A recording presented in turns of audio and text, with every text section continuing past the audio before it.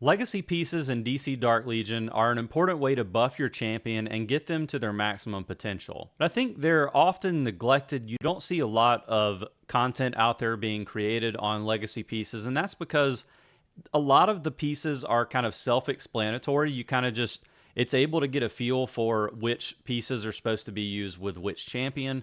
I don't think that there's much out there. We got a couple of guides. My friend Tyvoka has a really good legacy piece guide. Mine is probably going to differ a little bit from his, but I'd like to today unveil my first attempt at a legacy piece guide and talk through maybe some of the choices and kind of how I have the guide set up. Believe it or not, this is actually going to be a fairly short video from me. I'm happy to deep dive on these legacy pieces in the future, but for the most part, I do cover which legacy pieces are best for your bleed champions as I go through those.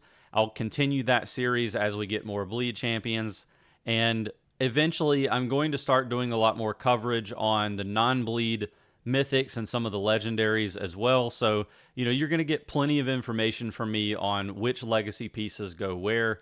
But for now, we're going to talk through this summer 2025 legacy piece tier list. One thing that I struggle with, and I talked with a couple of other content creators, specifically Tavoka and I talked about these legacy tier lists a little bit in the past, and it is quite difficult to do a list that includes all the legacy pieces because there is a distinction between the unique legacy pieces that are purchased using Magic Eyes versus the regular mythic legacy pieces and the legendary and epic ones. So technically you should probably have two different tier lists.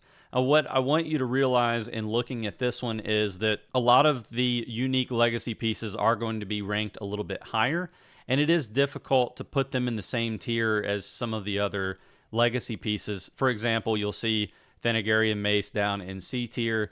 It's probably still going to be better than a lot of the other non-unique legacy pieces, but the amount of Magic Eyes that you have to spend to get it means that it's going to get bumped down the list a little bit. Realistically, and I mentioned this in my bleed strategy guide video that I put out recently, and I probably talked about it elsewhere, but in the first 6 months that you're playing this game, you're probably only going to be able to get 1 to 3 unique legacy pieces unless you spend a considerable amount of money on the game, and unless you're in a really, really good league, like a top 5 or top 10 league. So you want to keep that in mind. What you kind of have to do is cut out the noise by just not considering the unique legacy pieces unless you own them. But this will give you an idea of like which ones you should probably go after. So, you see these S tier unique legacy pieces. If you are going to build your account around one of these champions, so Constantine, Nightwing, Sinestro, Superman, Starfire, you want to have their unique legacy piece. So you grab that one, and then you can kind of see what else you have to work with on the tier list as we go down the tier rankings. If the legacy piece is ranked S, A, or B, it's going to be really important for pushing your roster forward. And so if you have those legacy pieces, you'll definitely want to make sure that you're using them on the right champions. Legacy pieces that are C and D tier, it doesn't necessarily mean that they're bad in their own right. It just means that there's going to be a lot of better options out there for you.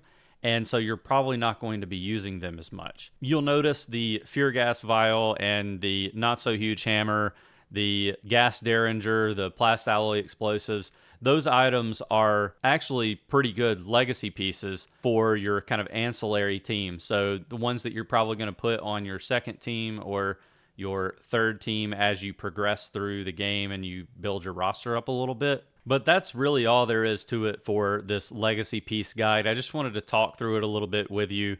This will be available on the official Discord in the Guru Guide section. It's also going to be available on my Discord channel. Feel free to download it, share it with your leagues. Really, I hope this proves useful for you. Let me know in the comments if there's anything you disagree with.